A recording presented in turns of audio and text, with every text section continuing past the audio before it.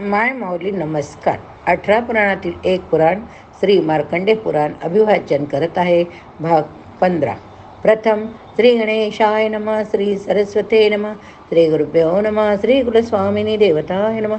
अविघ्नमस्तु.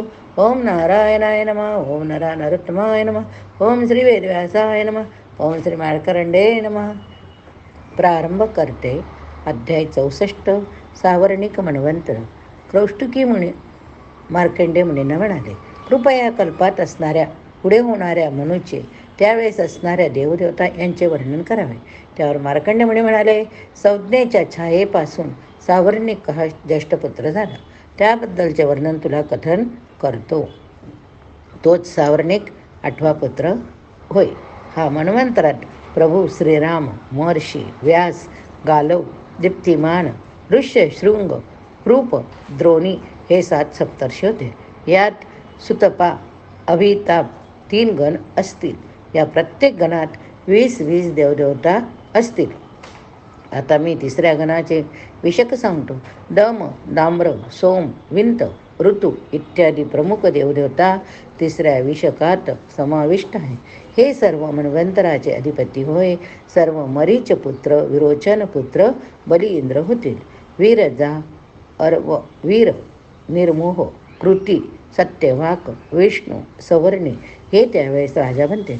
विरजय हा दैत्यराज होता. प्रतिज्ञा पराशात बांधलेला असल्यामुळे तो पाताळात आहे. अध्याय 65. देवी महिमा मधु कैटभाचा वध. मुनिवर्य मार्कंडे मुनीस पुढे सांगू लागले, सावर्णी हा सूर्यपुत्र 8वा म्हणून त्याच्याबद्दलचे वर्णन मी कथन करतो. ते तू श्रवण कर. त्याला भगवती देवीचा कृपाप्रसाद लाभला.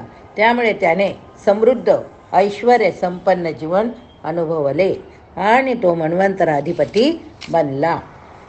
मनु स्वरोचिषला राज्याधिकार मिळण्यापूर्वी चैत्र अंश उत्पन्न सुरत नावाचा राजा संपूर्ण पृथ्वी तलावरील राजा होता. पुत्रासमान प्रजेला तो सांभाळत होता. पण त्याच्या दुष्ट सेनापती अमात्याने त्या राजाचा सर्व खजिना सेना नष्ट केली. तेव्हा चिंतावस्थेत असणारा सुरत राजा एका वनात गेला. त्या वनात एक आश्रम होता. तो त्या आश्रमात आला. त्या आश्रमात मेधा नामक एक ऋषी निवस्थित होते. सुरत राजा काही काळ तेथेच राहिला, पण तो चिंतित झाला. तो पूर्वीचा विचार करू लागला. यामुळे तो आणखीनच दुःखी झाला. तेव्हा राजाला एक वैश्य दृष्टीस पडला. राजाने त्यास त्याचा वृत्तांत विचारला. तेव्हा तो वैश्य दुःखित स्वरात म्हणाला की मी सधन होतो, चांगल्या कुळातील होतो, पण धनाच्या लोभाने माझ्या पत्नीने मुलांनी मला घराबाहेर काढले आहे. काय करावे समजत नाही. मी अत्यंत दुःखी आहे, पण मला माझ्या मुलाची व पत्नीची काळजी वाटते. त्यानंतर राजा व तो वैश्य दोघेही मेधा ऋषीजवळ आले. राजा प्रणाम करून ऋषींना म्हणाला, मुनिवर्य, मला माझ्या राज्यातून हकलून दिले तरी देखील मला माझ्या राज्याची चिंता वाटते. हा वैश्य देखील घरातून हकलून दिलेला आहे, तरी देखील त्याला घराची काळजी वाटत आहे. असे का बरे व्हावे? त्यावर ऋषी मेधा सांगू लागले, फक्त मनुष्यालाच नव्हे तर सर्व सजीवांना असे वाटते. काही पक्षी स्वतः न खाता पिलांना चोचीने भरवतात. मनुष्य प्राणी देखील असे करतात.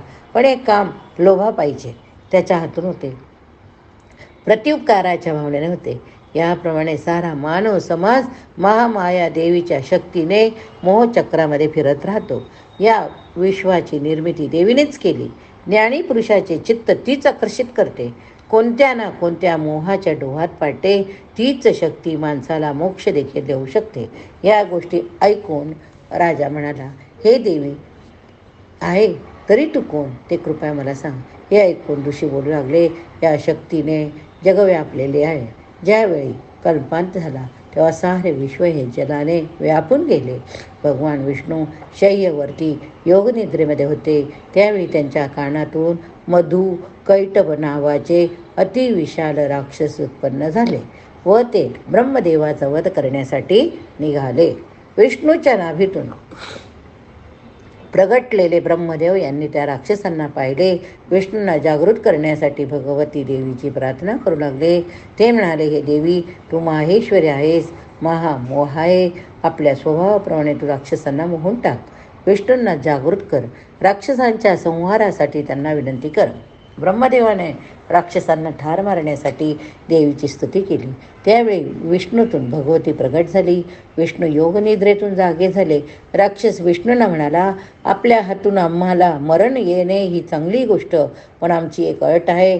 आमच्या शरीराला जेथे जलाने स्पर्श केला नाही त्यानेच आमचा वध करावा. हे ऐकून विष्णूने आपल्या हातातील सुदर्शन चक्र सोडले. दोन्ही राक्षसांची मस्तके त्यांच्या शरीरापासून दूर झाली. याप्रमाणे ब्रह्मदेवाकडून स्तुती ऐकल्यामुळे मायादेवी अवतरण झाली होती. अध्याय 66. महिषासूर वध. महर्षी मेधा पुढे राजास समाधी नामक वैशात सांगू लागले की पूर्वी जेव्हा देवांचे अधिकारप्राप्त इंद्र होते, दानवांचे अधिपती महिषासूर होता. त्यावेळी महिषासूर शक्तिशाली असल्यामुळे देवदानवांचे युद्ध सुमारे 100 वर्षे सुरू होते. त्या युद्धामध्ये महिषासुराने इंद्रावर विजय मिळवला. सर्वत्र दानव राज्य सुरू झाले. पराजित झालेले देवगण भयाने ब्रह्मदेवाकडे आले. ब्रह्मदेवांना घेऊन ते विष्णूकडे आले.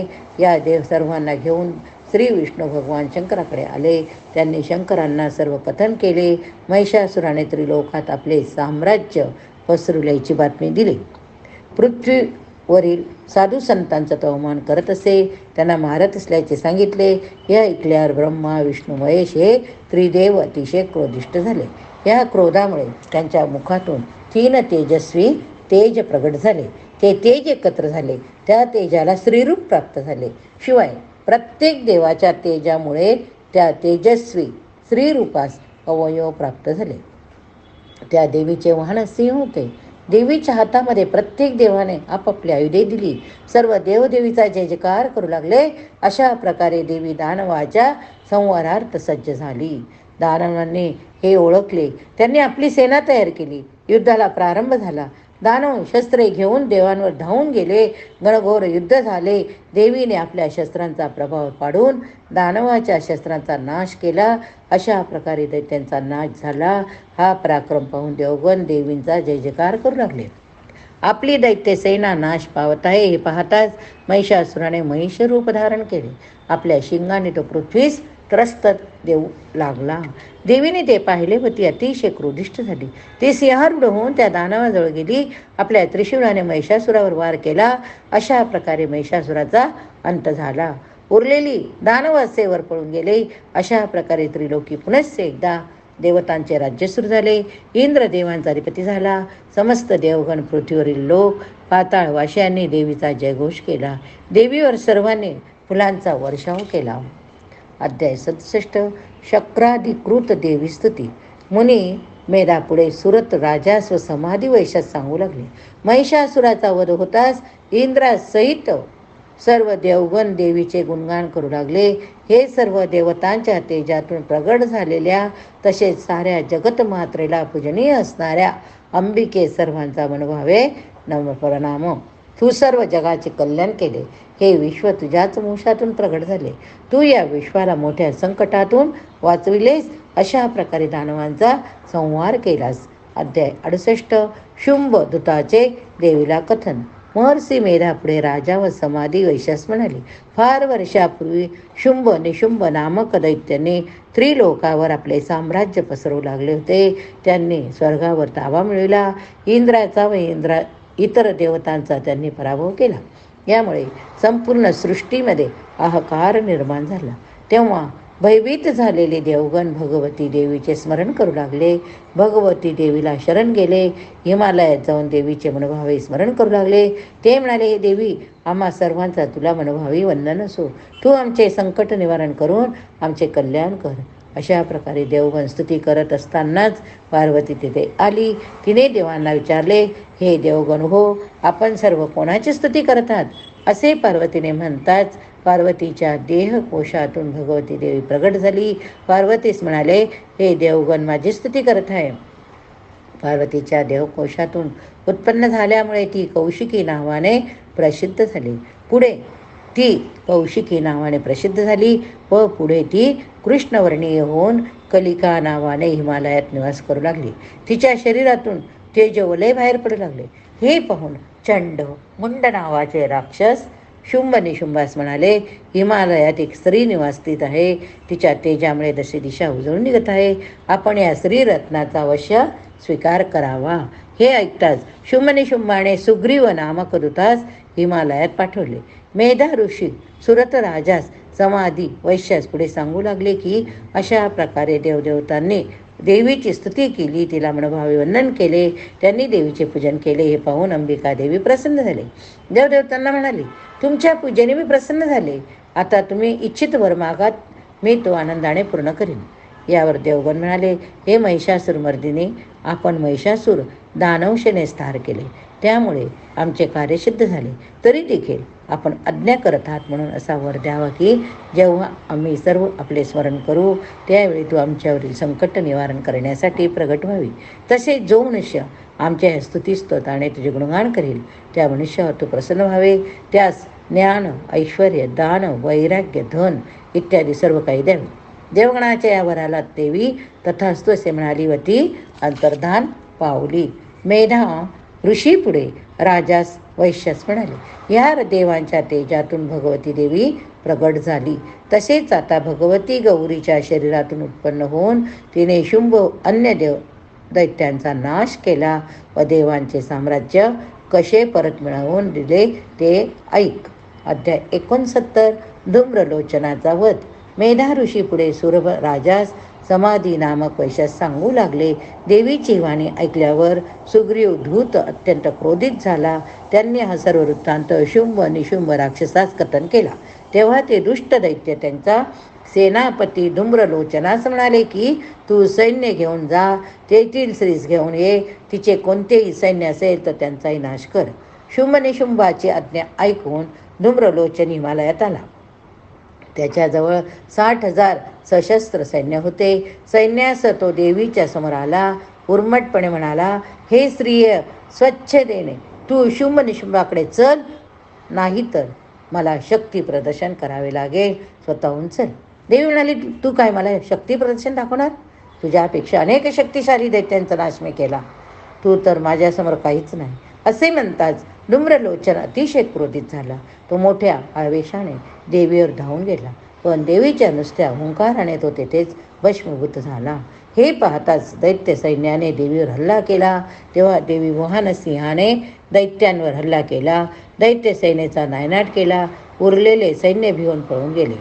हे ऐकताच शुंभ निशुंभ अत्यंत क्रोधित झाले.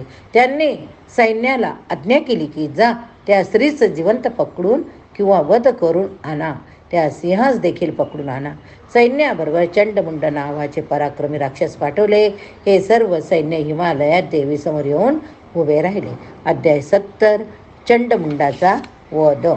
मेधा ऋषी म्हणाले, हे सैन्य पाहताच सिंहाने गर्जना केली.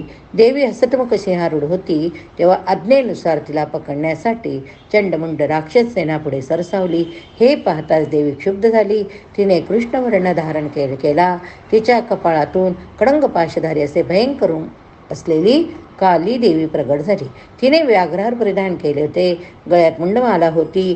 तलवार त्वेषाने उचलून ती दैत्य सेनेवर धावून गेली. काही काळाच तिने दैत्य सेनेचा पराभव केला. हे पाहता चंड देवीवर चाल करून गेला. पुढे देवीने चंडावर बाणाचा वर्षाव केला. चंडमुंडाला तलवारीने उडवले. राहिलेले सैन्य पळून गेले. त्या चंडमुंडाची अशी अवस्था झालेली पाहताच चंडिका देवी कालीस म्हणाली, तू चंडमुंड राक्षसांचा वध केलास, आता तू साऱ्या सृष्टीवर चामुंडा नावाने प्रसिद्ध होशील. अध्याय 71. रक्तबीज वध. मेधा ऋषी पुढे सांगू लागले, चंडमुंड यांची नष्ट झालेली सेना पाहताच शुंभाने राहिलेले सर्व सैन्य एकत्रित केले. स्वतः सैन्यासह तो युद्धात सज्ज झाला. दैत्य सेनेला पाहताच देवीच्या गळ्यातील घंटानाद सर्वत्र पसरू लागला. शुंभाने सैन्यासह सिंह चंडी देवी काली देवीस घेराव घातला. तो दुष्टपणे हसू लागला. देवी क्षणभर हसली.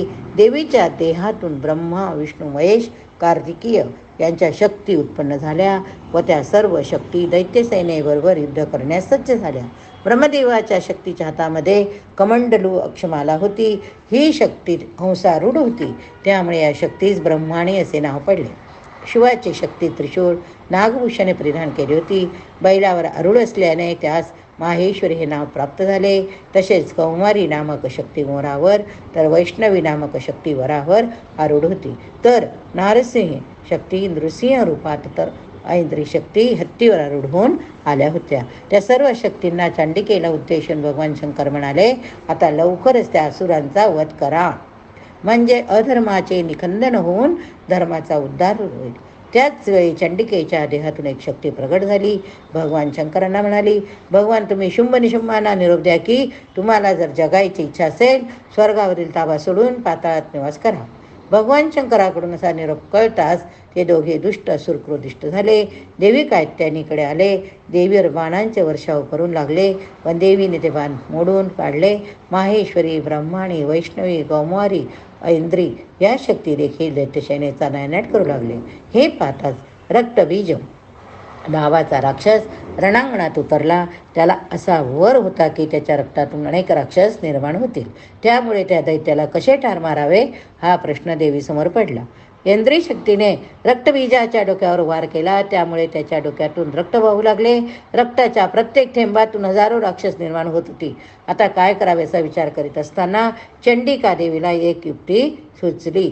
चंडिका देवी काली देवीला म्हणाली, मी रक्तबीजावर वार करताच खाली पडणाऱ्या रक्ताचे तू सेवन कर. त्याच्या रक्ताचा एक थेंब देखील खाली पडू देऊ नको. अशा प्रकारे त्याचा नाश संभव होय. चंडिका देवी रक्तबीजावर वार करू लागली आणि पडणाऱ्या रक्ताचे काली देवी सेवन करू लागली. त्यामुळे नवीन सैन्य तयार होऊ शकले नाही. रक्तहीन झाल्यामुळे रक्तबीज शिनला. चंडिका देवीने मग एकच वार करून त्याचा वध केला. सर्व देवदेवतांना आनंद झाला. देवगणांनी स्वर्गातून चंडिका व काली देवीवर पुष्पवृष्टी केली. हे सर्व देवीचा जयघोष सर्वजण करू लागले. या ठिकाणी अध्याय संपला. पुढील अध्यायात पुढील कथा बघूया. हर हर महादेव शंभो. पुराणां सर्वशास्त्राणां प्रथमं ब्रह्मणा स्मृतम् उत्तमं सर्वलोकानां सर्वज्ञानोपपादकं. हर हर महादेव शंभो.